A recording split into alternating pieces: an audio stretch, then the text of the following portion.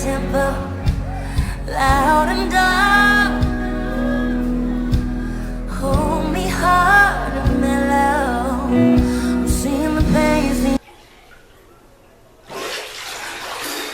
Hey guys, let's talk TV. So this is my first post. As you guys all know, I'm going to continuously be putting up posts from every room in my house, not just my bathroom, but every room in my house, so we can have these intimate chats and open up a dialogue about television shows. I watch them, so you don't have to. And yeah, so let's get started. This week was a premiere week. We had Scream Queens premiere on Tuesday. We had on Wednesday, Empire came back. We're going to definitely touch on that. American Horror Story previewed last week, so we'll definitely touch on that, but not in detail. Not this time, anyway. And what else? Oh, and then, of course, there's TGIT. I have a lot to say about Thursdays. They've been changed thanks to Kerry Washington, but we'll get all to that. So let's start with Scream Queens. Scream Queens, if you are looking for a nice laugh with a touch of seriousness, I suggest go with Scream Queens. Ryan Murphy, first off, shout out to Ryan Murphy, because he has like 8 shows on television right now, and they all have to be within like the top 10 performance-wise. So kudos to Ryan and his professional partner. I don't know anything else about that, but his professional partner, Brad Falchuk, I think is his last name. They're just doing an amazing job. Scream Queens, but yeah, back on Scream Queens. It was a slow premiere. But so was actually like the first episode of Scream Queens last season was definitely the same way. It was a little slow. They kind of put all the stops, set up the story. So I definitely think that given time, it's going to proceed. There wasn't as many laughs. But shout out, my performer for the episode was definitely Abigail Breslin, who hit every comedic mark that ever existed. You know, comedy is not easy at all, and Abigail definitely did a great job. The Chanels in its entirety, the Chanels are very integral to that show now. Without them, the show is a little slow, boring. Poor Kiki, her hair looked fantastic, her fashion's great, but she's not funny. Jamie is kind of funny, but you know, she's not going to carry the show. So they really do need Chanels, and Emma Roberts she's definitely getting her name out there, and she's definitely a talent to watch in the future. So if you're looking for something to fill your little Tuesday night with, definitely check out Scream Queens. So the premiere was good. I'm going to give it another 2 episodes. If it doesn't take off, I might just binge watch it later on. So while we're speaking of Fox, we can just go hopping right onto the soapiness of Empire, you know, talking about comedy. Actually, you know what? It was the best episode of Empire since the first season. It definitely was. I like the blend because people get so upset that there's so many celebrity cameos, but you have to remember, these people are supposed to be rich and famous and live in our universe. Maybe not in the same world, but they live in a universe where Obama is the president. Birdman does hip hop, you know, Lil Wayne and all them. So they live in our universe. So I think that people would still be complaining if the lines were these rich, powerful people and nobody was ever on the show. So I like that they found a nice blend, because last season it was a little too much. Like there was like 800 freaking people in there, and it's like it was no storyline. You're just like Lucius is in jail with Chris Rock, and Cookie's busting out of the cage, and Mary J. Blige and Raven, and oh goodness, it was everywhere. It was crazy. So I definitely like that they found my bubbles are kind of dissipating, sorry. I definitely like that they found a balance. I knew it was going to be Rhonda. If you didn't know it was going to be Rhonda, then you must not watch a lot of television. Rhonda's character really had nowhere to go. They kind of backed that character into a wall. They should have just let her ass have the baby and had Anika kidnap it or something. Because, I mean, that's the route that we're going with Empire anyway, with the ghost and shit coming up afterwards. So, definitely, they should have just let her have the baby, or I don't know, but I knew it was gonna be Rhonda. That character really served no purpose on the show. Other, like, they kind of started out like she was a gold digger and she was like controlling Andre, but then she got pregnant and she was like weak, and it was like, you're not interesting. So I definitely saw her being the one that died. I wasn't surprised by that. I was, however, surprised that they rushed Anika's pregnancy storyline and that the baby's here. Like, I thought we would have at least 2 more episodes before that happened. I like that they're focusing more on the family dynamic of the show, because in a way, the Lions are the Cosbys for the millennials. You know, like, and that goes to say a lot about the time that we're in. That the Lions Lucius Lyon is almost comparable to Bill Huxtable. Bill, what's his name? Bill? No, it's Cliff Huxtable. Cliff Huxtable, yes. Well, I guess with all of Bill Cosby's issues, I guess that's not too far off. So, yeah. So the Empire was really good, and you know what? For the first time in a long time, I'm actually excited about this season. Because last season, I'm not gonna lie, I was a little over it, but it ended on such a good note that I was like, okay, maybe they're gonna reboot the show. But we're gonna see how this plays out, and I think it's actually going to be the lead-in for Lee Daniels' new show, Star. So we're definitely gonna be on the lookout for Star, his new musical kind of soap, Dreamgirls-esque kind of thing. So we're definitely gonna look out for that. That synopsis sounds pretty good, yeah. So that was my Wednesday night. So Wednesday's Empire was good. It made me want to come back for more. I like the incorporation of not only the family of the Lions, but also Cookie's family. You know, I want to know more about Cookie.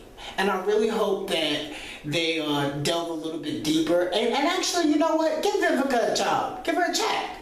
Bring her on the show as a series regular. I can stand watching her once a week. I think that'll be good, and it'll be good for her. And doesn't she have a wig line out? Like, she can, yeah. Good for her. She can, like, make the wigs, and then everybody will be talking about her wigs, and they'll be talking about her in a positive light other than that whole 50 Cent thing. But, yeah. Yeah, give her a check. I got you, girl. I got you, girl. So, that was Wednesday. Wednesday also, what comes on Wednesdays, as well as American Horror Story, which is developing nicely. And thank you, Ryan, for bringing Cuba Gooding Jr. back to relevance, first off, and giving him a good role, because it just seems like the last 2 movies Cuba has done has been so lackluster, which is really disappointing, because as it turns out, he's a really good actor. So thank you for putting him in a whole new perspective and a whole new light for us and a whole new generation. I appreciate it as an aspiring actor and as somebody who watches television and has followed Cuba's work. I definitely appreciate you giving him substantial stuff, giving Angela substantial stuff, giving everyone, even Sarah. I love Sarah Paulson. I'm not trying to leave her out, but I just wanted to point out Cuba Gooding, especially since American Crime Story, now he's on American Horror Story. Fantastic. I don't know what's happening this season. It kind of reminds me of Deadly Women. I don't know if you guys watch Deadly Women on Investigation Discovery, where they like tell you that these women are killing people and they do the dramatic reenactments. I love Deadly Women, by the way. I love Deadly Women. It's a great freaking show, and it really gives you insight to human behavior. Everything on ID is great. So if you have a chance, I want you to Okay, so I want you to, when you get an opportunity, go and favorite Investigation Discovery, because I swear to God, as soon as you watch it, you're going to be watching it all day long, and you're going to be DVRing stuff. It's the most amazing channel ever since OWN, for real. So definitely check that out. But yeah, I like the dramatic reenactment. It's totally different. It's a different format, a show within a show. It's definitely, Ryan is just breaking barriers, and he's definitely stepping up the game of storytelling. So I appreciate the dramatic reenactments and stuff, but I heard that there's going to be a twist in episode 6. So I'm really trying to hold off any kind of prejudgments until episode 6, so I could be like mind blown, because like Ryan just mind fucks you every time. Like really, he's just like I can't even. Like if you're not watching American Horror Story, first off, you need to spend $7 get a Netflix account and just watch it. 6 seasons, you'll be set for winter. Especially if you don't got nobody to hold. You know, American Horror Story will definitely keep you warm. So that moves us to Thursday. I was definitely rushing my. Ooh, sorry, I have a deep tub, which is really rare in New York.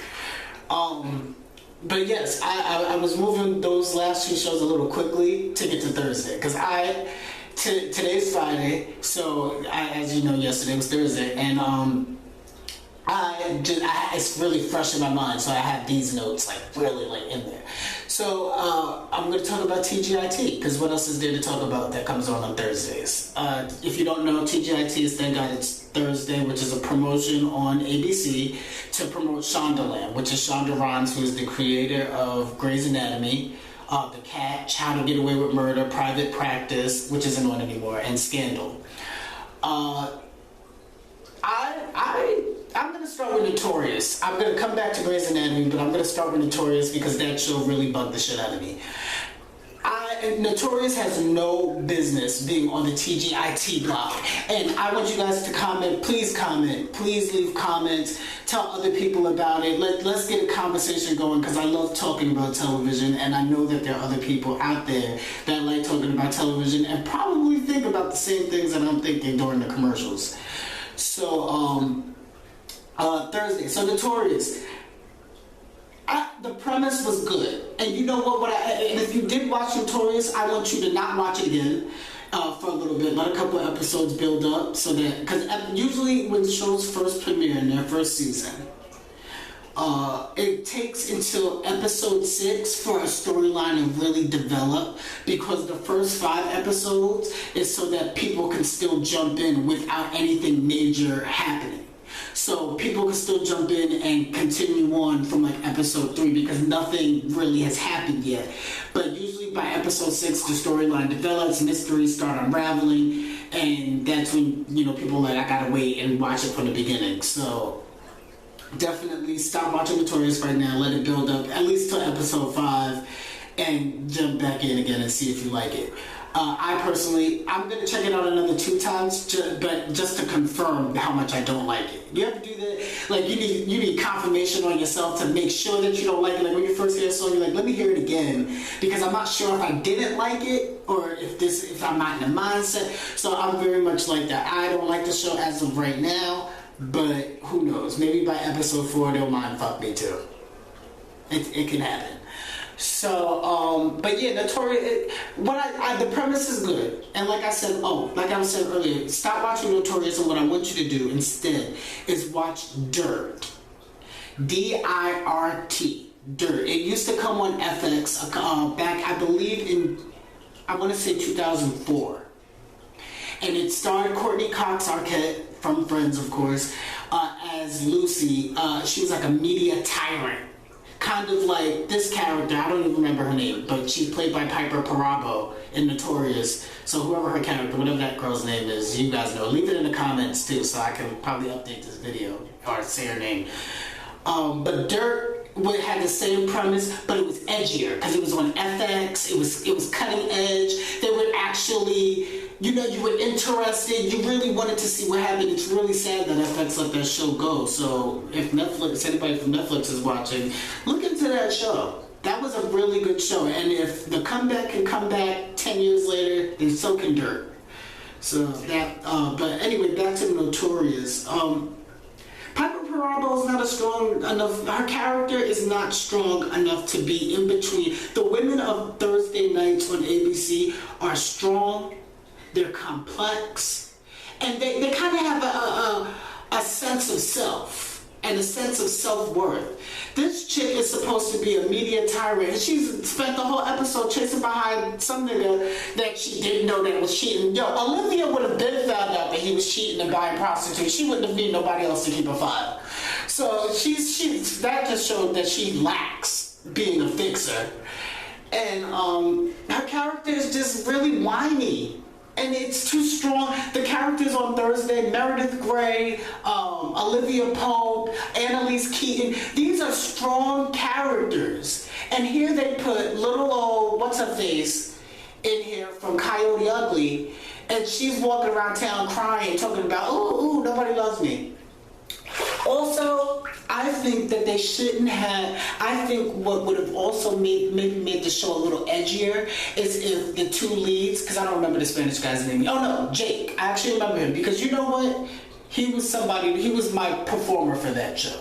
He was definitely my breakout performer for that show. He has charisma, he has a little bit of style, and he had a funny thing happening with his lips. Is that lip liner? Watch Notorious and comment later on and tell me if that's lip liner, because I think it was lip liner. But it could just be he has very profound lips, or a profound lip line. So, but if anybody, please watch Notorious and come back and let me know, because then we can talk about it and be like, okay, yeah, it was lip liner, you thought so. But yeah, he was very intriguing, and I liked his character's development.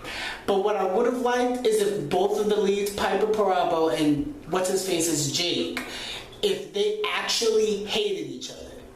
Not pretend hate, but actually hated each other and had like a moonlight thing. Like Bruce Willis and, I always want to say Kathleen Turner, but Sybil Shepherd. Bruce Willis and Sybil Shepherd in Moonlighting. They had this love-hate kinda, and you knew that you wanted them to be together. But, you know, they got together too soon, and that's why the show ended. But we don't want to go that route. But they should have dragged it out and really made them enemies and make her disgusted in him, but kind of like want him and be disgusted that she wants him. She doesn't have enough issues.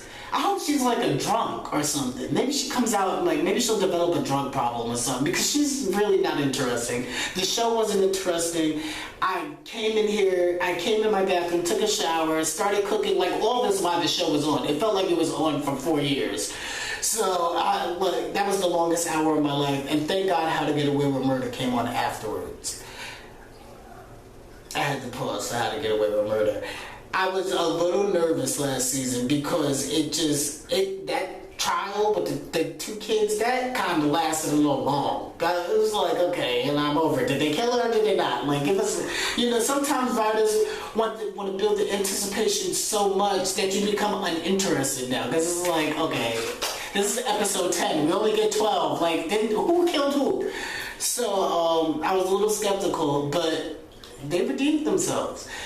The build-up was good. I like the mystery, and I don't want to say who I think it is right now because I need like 2 more episodes and I'll have it figured out. But I love that it ended that way, and that now the stakes are a little higher because like we don't know. Instead of it being a whodunit, it's a who is it. So I definitely like the little change in storytelling there, and of course Viola Davis killed all her scenes. But my breakout performer actually for that episode was the guy who plays Oliver. I was very, very impressed with his performance breaking up. I definitely thought that was He didn't cry too much where it became overtly too feminine for him to perform, but he cried just enough for you to be like, wow, and get like insight and feel sorry for him, but also get where he was coming from. He was my little breakout for that episode. And did they confirm, or you know what, maybe you guys can tell me, did they confirm that Frank killed the father, or is that just Annalise putting out Annalise shit? Because you know that she be lying sometimes. She be sitting there lying all the time, talking about how this is this and that is that. So maybe somebody can tell me that too. Did she confirm that Frank killed him? Or are we just like supposed to believe that for now and then like Frank is the red herring? So let's think about that. Yeah. So, but yeah, no, How to Get Away with Murder was definitely good, and shout out to Peter Nowak, who is definitely doing a great job with that show and is definitely representing people of color in a positive light, so thank you so much for that. And back to Grey's. This is the first time in like 5 years that I've watched a Grey's season premiere, and that's only because of Netflix. So ABC better definitely keep that deal going, because it brings you back in, because you're like, you know what, I haven't watched this show in a long time, so I'm gonna watch it right now, and I'm gonna watch it from the beginning. So you see it in a different light, you get hooked again. So this is the first time that I watched Grey's season premiere, and it didn't disappoint. It did, because for a minute there, it was just getting to be, like, these doctors weren't even saving lives anymore. Like, every time you turned around, somebody was putting their clothes on. And it's like, really? Like, what are you doing? It's a hospital, for crying out. And it's like, and it really, like, now when I go to the hospital and my doctor, like, leaves and he's gone for too long, I'm like, is he in the supply room fucking? Like, it makes you really like, oh my God, you see doctors in the elevator like, ooh, were they just like having a Meredith Derrick kind of conversation? So it was, yeah, it was a good season premiere. I'm definitely interested to see where things are gonna head with the Joe character and the reveal that she was getting beat and stuff. Of course, knowing Shonda, it's gonna be like to the 8th power. Like the guy's gonna come back and he's gonna like beat the shit out of her, and Alex is gonna see it and he's gonna get back with her. So I believe that's what's gonna happen. But it's just whoa! It had all of the heart that I remember Grey's having, and I think I might follow it this season. Usually I just end up binge watching it on Netflix, like I said, but I think I might just follow it this season and see what happens. You know, Shonda really has Thursdays on lock, and none of her shows disappoint. Everybody's performance, there's not even one performance better than the other. Everybody's cumulative performances make the show. She's found the recipe and she is using it. So shout out to Shonda Rhimes and all that she's doing over at ABC. I didn't get a chance to catch Pitch. I caught a little bit of it, but Pitch is on Thursday as well on Fox. It's like a Jackie Robinson-esque story featuring a girl. Michael Beach is in it, Mark Consuelos, Kelly Ripa. Hi, Kelly. Kelly Ripa's husband, as well as Ali Lauder. So it has star power. But one thing I noticed about Fox doesn't lack star power. Most of their shows always come in like Minority Report with Megan Good. You know, like they always come out, you know, hitting the ground running because their shows always have multiple cast people in it. But Fox is epic for one season shows. So I'm really skeptical to try out new shows on Fox because they'll cut a show like in a heartbeat. You know, it's like, it's really frustrating because I was really into Terminator. They cut that show off really quick. And remember that show that Shannon Doherty was on? What was that? It was like Paradise Hotel or something? I don't know. She was like a hotel and they brought Shannon Doherty on, like how they brought Heather Locklear on the Melrose Place to make it interesting. Damn, I can't remember the name of that show. My hands are wet. You know what? I'll leave it in the description, and then you guys can be like, oh wow, I forgot. But yeah, I used to love that show, and that like really was the show that made me not trust Fox anymore. Because I'm like, okay, they just cancel all of this shit all the time. So I don't want to get hooked on Pitch. I'm very, very skeptical about Fox shows because they always get canceled. Like even I was watching Sleepy Hollow, and that is a whole different post. But yeah, so that's really it for Premiere Week. Well, not it for Premiere Week, but that's all that I was able to gather this particular week. Next week, I'm gonna work out my little schedule, and I'll have more information on all the shows for you guys. And maybe next time I'll take you to the kitchen. Thanks for joining me. Oh, make sure you guys follow me on Twitter, D Stokes89 in the description, and on Instagram, Real Stokes, and on Facebook, Devin Stokes, and yeah, that's really, I'm not related to Chris Stokes, by the way. I just want to put that out there now. I'm not related to Chris Stokes at all. I don't even know that man. So yeah, so I'll see you guys here next week, and thanks for taking the time to join me, and leave your comments below.